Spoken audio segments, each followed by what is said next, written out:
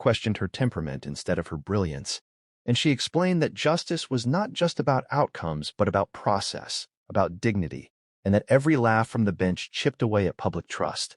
And the judge, humbled and shaking, admitted, quietly, that he'd made assumptions, that he'd let familiarity calcify into arrogance.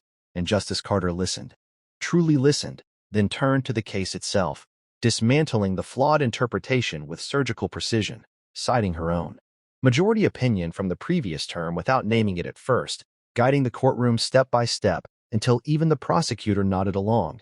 And only then did she reveal that the precedent correcting this very statute had been authored by her, the opinion now binding on every court in the nation, and the irony landed heavy.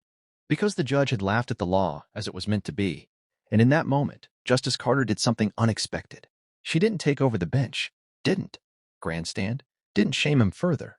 Instead, she invited him to sit, to reconsider the ruling publicly, to model accountability.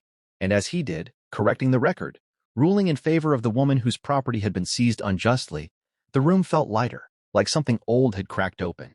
And afterward, as people filed out whispering about what they'd seen, Justice Carter stayed behind, speaking quietly with the bailiff, the clerk, the young law student in the back row whose eyes shone with possibility.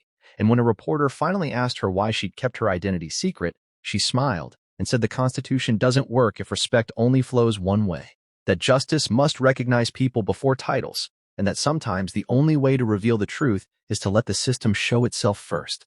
And that clip would go viral within hours. Headlines blaring about the judge who laughed and the justice who revealed herself, sparking conversations across America about bias, humility, and the quiet power of knowing exactly who you are. And long after the courthouse lights dimmed, one thing was clear. The laugh that was meant to diminish had instead become the echo that changed everything. And if you want more stories like this that expose power, flip expectations, and remind us why justice matters, make sure you're subscribed, because the next story might hit even closer to home. You think you've seen every courtroom drama? Hit subscribe right now, because this story will flip everything you think you know about power, prejudice, and justice in America, and you'll want to hear how it ends before anyone else does. The courtroom smelled faintly of old wood and recycled air, the kind of room where lives were reduced to case numbers. And when the judge leaned back in his chair and laughed, actually laughed, at the black woman standing alone at the defense table, no one in the gallery spoke up because everyone had learned that silence was safer than truth, and the woman felt that familiar tightening in her chest. The one she'd felt years ago in law school, when professors assumed she was lost in internships, when partners mistook her for support staff, in airports when TSA searched her bag twice. But she kept her hands folded calmly, eyes steady, because today was not about humiliation. Today was about timing. And the judge's laugh echoed longer than it should have as he said her argument was creative, the kind of word people used when they meant ridiculous.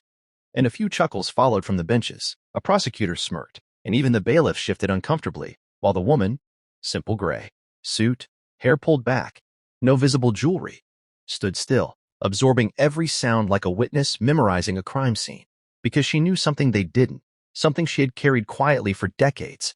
And the case itself seemed small on paper, a minor civil matter involving a disputed property seizure. But to her, it was a thread tied to a much larger fabric, one woven through her childhood in a red brick neighborhood where her mother worked double shifts and her father taught her the Constitution at the kitchen table, where she learned early that the law was supposed to be blind but often squinted.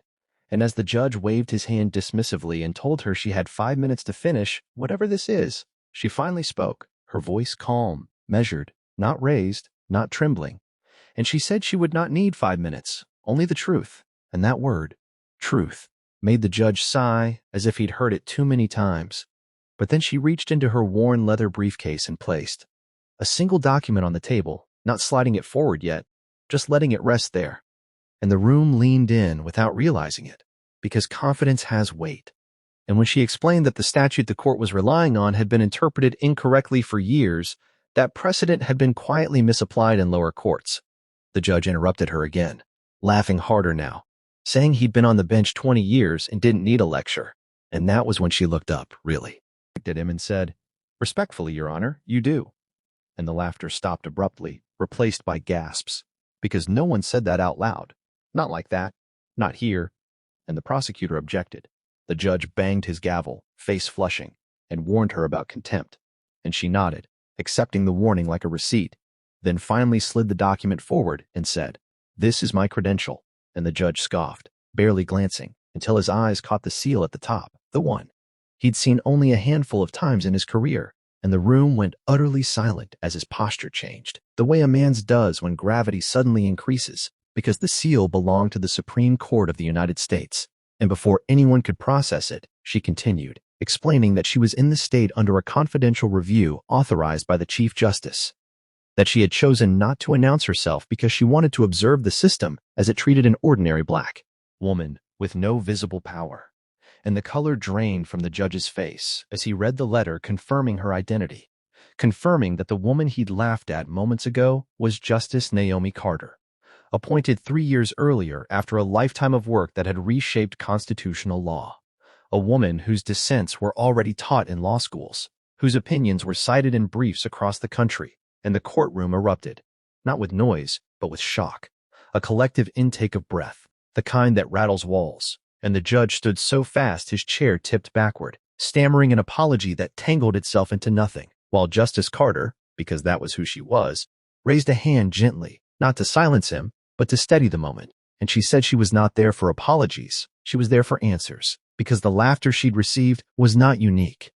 It was systemic, and she asked him to explain why her argument had been dismissed without consideration. Why precedent was treated as weapon instead of guide. Why confidence in a black woman was read as arrogance. And as she spoke, the gallery changed. People who'd come for routine business now witnessing something historic. And she told them about her grandmother who couldn't vote, her mother who'd been denied a mortgage, her own confirmation hearings where senators,